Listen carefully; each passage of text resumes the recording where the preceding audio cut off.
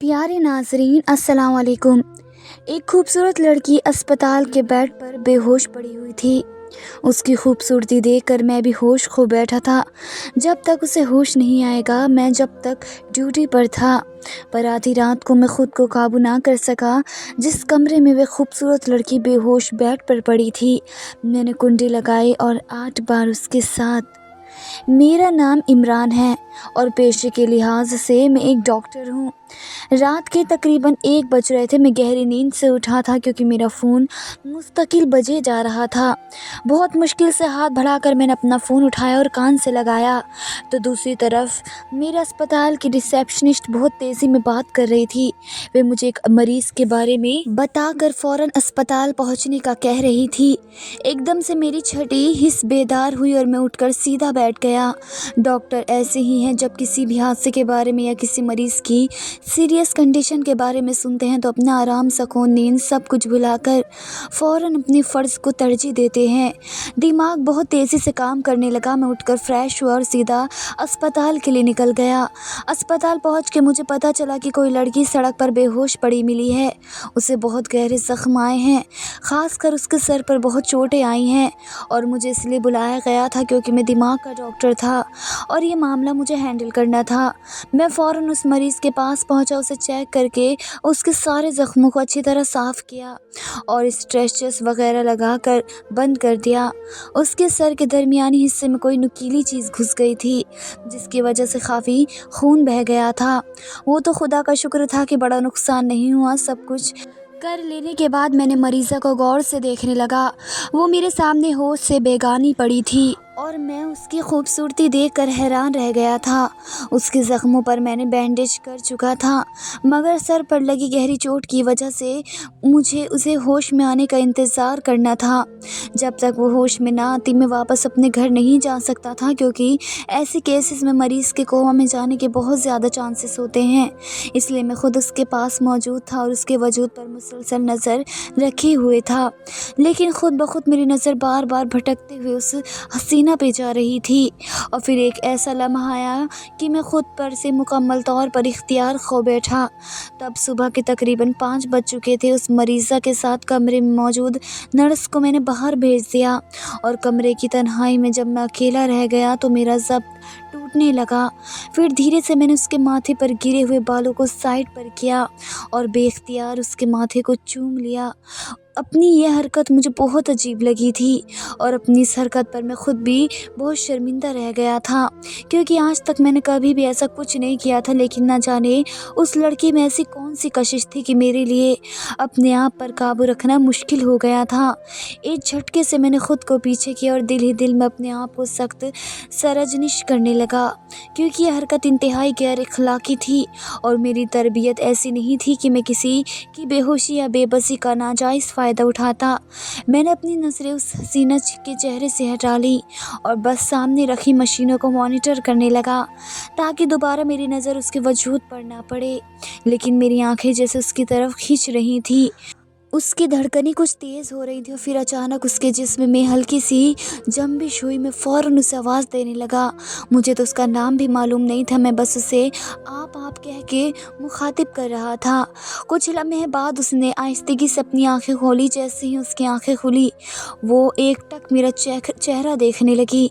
उसकी बड़ी बड़ी भूरी आंखें इतनी हसीन और गहरी थी जैसे किसी शफाक झील का मंजर हो। मुझे महसूस हो रहा था कि शायद मैं उन आँखों के शहर से कभी आज़ाद ना हो सकूं। मैंने एहतियात से उससे पूछा, आप ठीक तो है ना? उसने धीरे से अपना सर हिलाया और बस इतना कहा कि आप कौन हैं? मैं कहाँ हूँ। मैंने उससे बताया कि वह एक एम्बुलेंस के ज़रिए अस्पताल लाई गई थी। कुछ लोगों को वह सड़क के किनारे ज़ख्मी हालत में बेहोश पड़ी मिली थी और कोई उसके बारे में कुछ नहीं जानता, इसलिए हम किसी को इत्तला नहीं दे सके। मैंने उससे उसका नाम पूछा तो वह कुछ लम्हे तक खाली नज़रों से मुझे देखती रही। फिर ऐसी बात कही जिसने मुझे हैरान कर दिया। उसने कहा, مجھے میرا نام نہیں یاد۔ میں نے ایک کے بعد ایک کئی سوالات اس سے کیے، لیکن وہ کسی بھی سوال کا جواب دینے کے قابل نہیں تھی۔ نہ اسے اپنا نام یاد تھا، نہ پتہ، اور نہ ہی وہ اپنی کسی چیز کی شناخت کر پا رہی تھی۔ وہ بس گمسم ہو کر ارد گرد دیکھ رہی تھی۔ میں فوراً سمجھ گیا کہ اس کے سر پر لگی گہری چوٹ نے اس کی یادداشت کو بری طرح متاثر کیا ہے۔ پولیس میں ہم رپورٹ پہلے ہی درج کروا چکے تھے، لیکن اس کے بعد بھی اس کا کوئی اتا پتہ نہیں چل سکا۔ قریبی تمام تھانوں میں اطلاع پہنچا دی گئی، لیکن 2 دن گزرنے کے باوجود بھی اس لڑکی کو ڈھونڈنے یا پہچاننے کوئی نہیں آیا تھا۔ جب اس کے زخم کچھ حد تک بہتر ہو گئے تو اسپتال والوں نے اسے ڈسچارج کرنے کی بات کی، لیکن سمجھ نہیں آ رہا تھا کہ ڈسچارج ہونے کے بعد وہ بیچاری کہاں جائے گی۔ اس لیے میں نے اس لڑکی کی ذمہ داری اپنے کندھوں پر لینے کا فیصلہ کر لیا۔ سچ تو یہ تھا کہ اسے دیکھ کر میرا دل اس پر آ گیا تھا، اور اس کے لیے میرے دل میں ایسے جذبات پیدا ہو گئے تھے کہ اب میں خود بھی اس سے الگ نہیں ہونا چاہتا تھا۔ گزرے ہوئے 2 دنوں میں میں نے اس کا بے حد خیال رکھا، اور جب میں نے اسے اپنے گھر چلنے کو کہا تو اس کے پاس انکار کی کوئی وجہ نہیں تھی۔ وہ بس خاموشی سے میرے ساتھ میرے گھر آ گئی، میرے گھر پر میری بوڑھی ماں، جنہوں نے میری بات سن کر بہت آسانی سے اس لڑکی کو گھر پر رہنے کی جگہ دے دی اور اسے بیٹی بنا کر اس کا نام ایمن رکھ دیا۔ ایمن کا ہمارے گھر آنے سے میں نہ صرف خوش تھا، بلکہ یوں محسوس ہو رہا تھا جیسے میرے دل کی دنیا ہی بدل گئی ہو۔ اسپتال سے زیادہ اب میرا دل گھر پر لگنے لگا۔ اپنی ڈیوٹی ختم کرتے ہی میں فوراً گھر آتا، ایمن کی خیریت پوچھتا اور اس کے ساتھ وقت گزارتا۔ اس کی یادداشت اس طرح چلی گئی تھی کہ اسے کچھ بھی یاد نہیں تھا، اور نہ جانے کیوں میرا دل بار بار یہ دعا کرنے لگا کہ خدا کرے اسے کچھ کبھی یاد ہی نہ آئے، کیونکہ میں چاہتا تھا کہ ایمن پوری زندگی میرے ساتھ میرے گھر میں رہے۔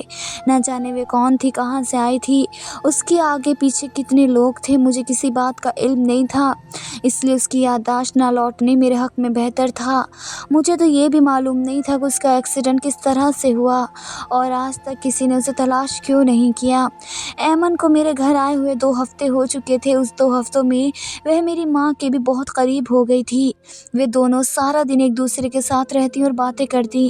پھر جب میں اسپتال سے واپس آتا تو کافی وقت اپنی ماں اور ایمن کے ساتھ گزارتا۔ ایمن کی باتیں بڑی دلچسپ اور دلکش ہوتی تھی۔ اب اسے اپنا ماضی یاد نہیں تھا، لیکن اس کا ذہن بہت تیز تھا۔ وہ ہمارے گھر کی ہر چھوٹی سے چھوٹی بات کو فوراً محسوس کر لیا کرتی تھی۔ 2 ہفتے کے اندر اندر اسے میری پسند، ناپسند اور میری عادت کا اندازہ ہو گیا تھا۔ وہ ہمارے گھر کا اور میرا بہت خیال رکھنے لگی۔ پھر ایک دن میں نے اپنے جذبات سے مجبور ہو کر اسے اپنی محبت کا اظہار بھی کر دیا۔ وہ ایک بہت خوبصورت شام تھی جب بہت تیزی سے بارش برس رہی تھی۔ ایمن بچوں کی طرح بارش سے لطف اندوز ہو رہی تھی، اور پھر بارش کی ٹھنڈی ہونے کی وجہ سے جب اس کے ہونٹ کپ کپانے لگے تو بے اختیار میں نے آگے بڑھ کر اسے کمبل میں سمیٹا، اور اس کے خوبصورت چہرے سے بالوں کی لڑیوں کو ہٹاتے ہوئے میں نے سرگوشی کرنے کے انداز میں اس سے اپنی محبت کا اظہار کر دیا۔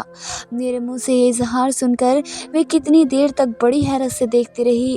پھر اس کے چہرے پر ایسی مسکراہٹ آئی کہ میں خوشی سے سرشار ہو گیا۔ اس کی مسکراہٹ نے مجھے یہ احساس دلایا کہ وہ میرے لیے بھی جذبات رکھنے لگی ہے۔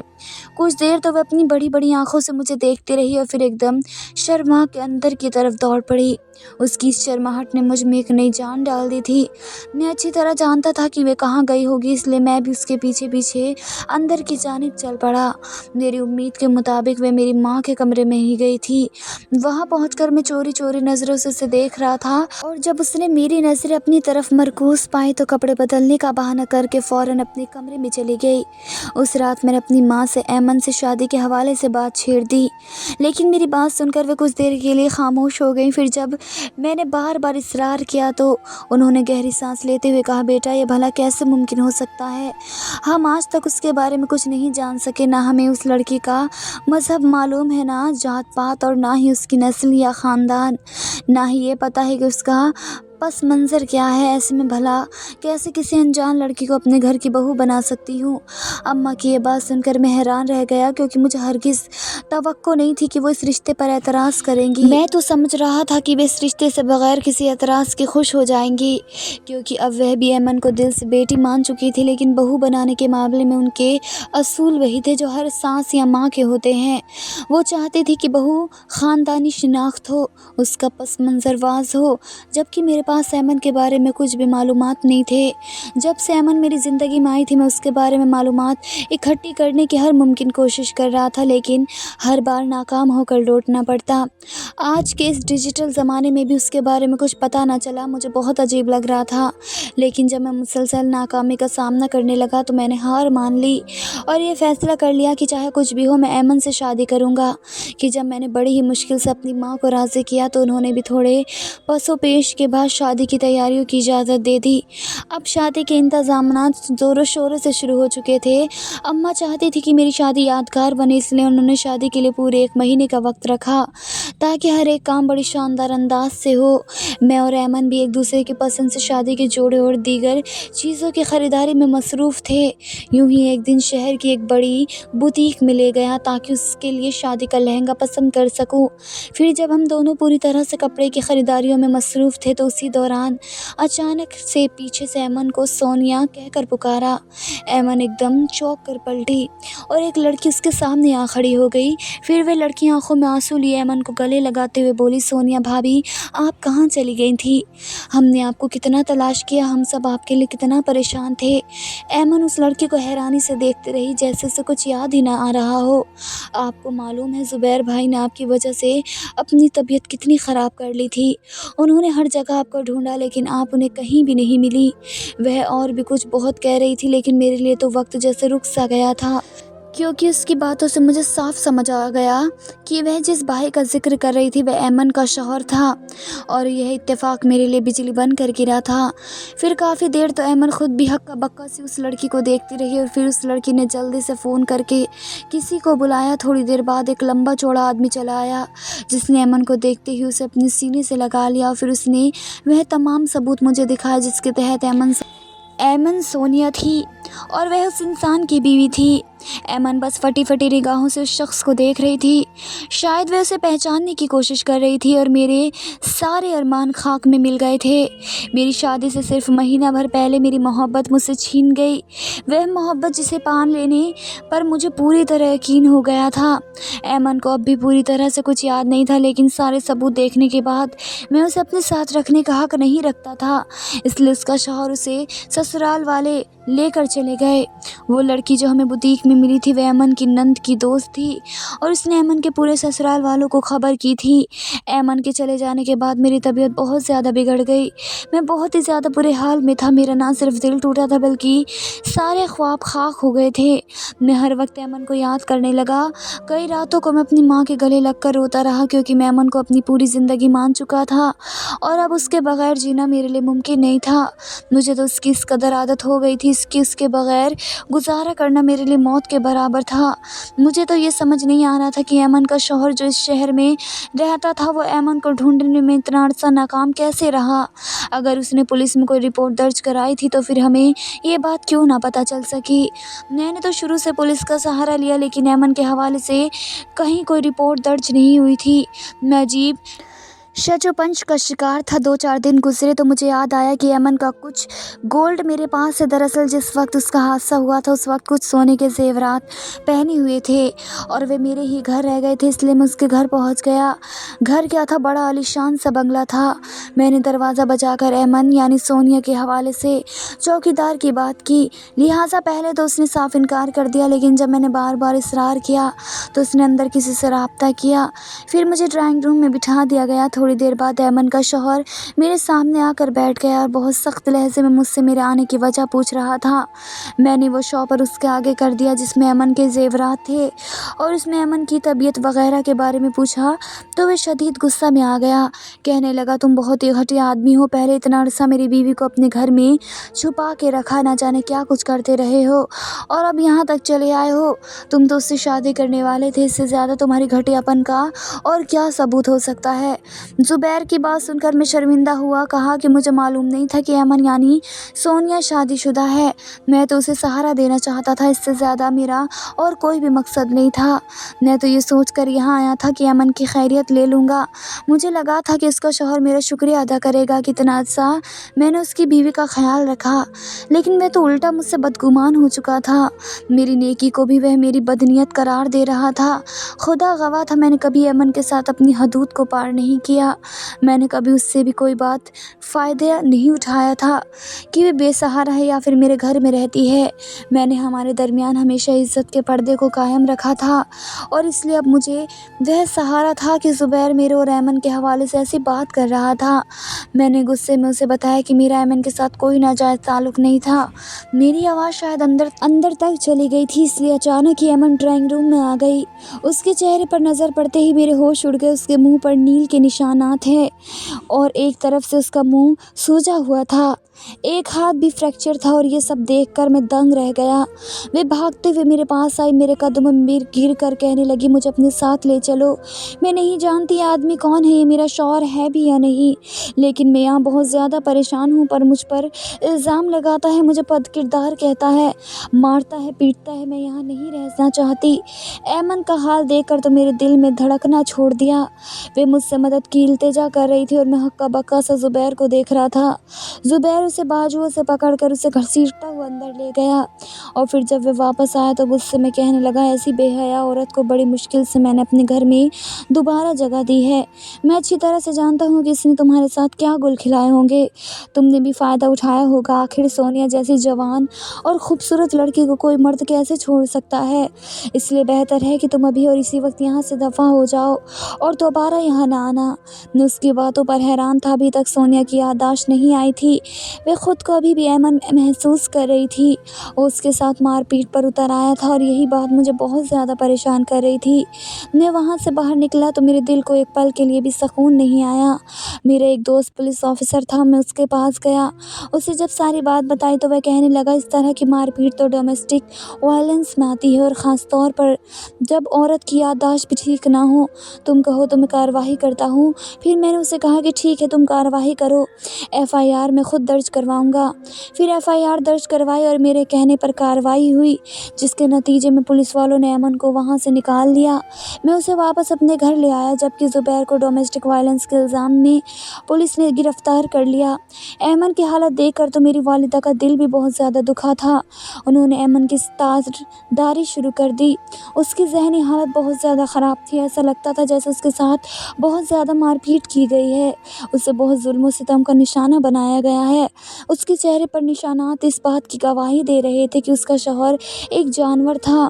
जब कुछ दिन ऐसे ही गुजरे तो एक रोज़ ऐमन सीढ़ियाँ उतर रही थी। कमज़ोरी की वजह से उसे चक्कर आए और सीढ़ियों से गिर पड़ी और जब उसे होश आया तो उसकी याददाश्त वापस आ चुकी थी। शायद ज़हनी तनाव की वजह से या फिर दोबारा चोट लगने की वजह से उसका दिमाग काम करना शुरू हो गया था कि ऐमन ने मुझे जो बात बताई उसे सुनकर मेरे कदमों तले ज़मीन निकल गई। उसने रोते हुए कहा कि उसका कोई हादसा नहीं हुआ था, बल्कि ये सब एक सोचा समझा मंसूबा था।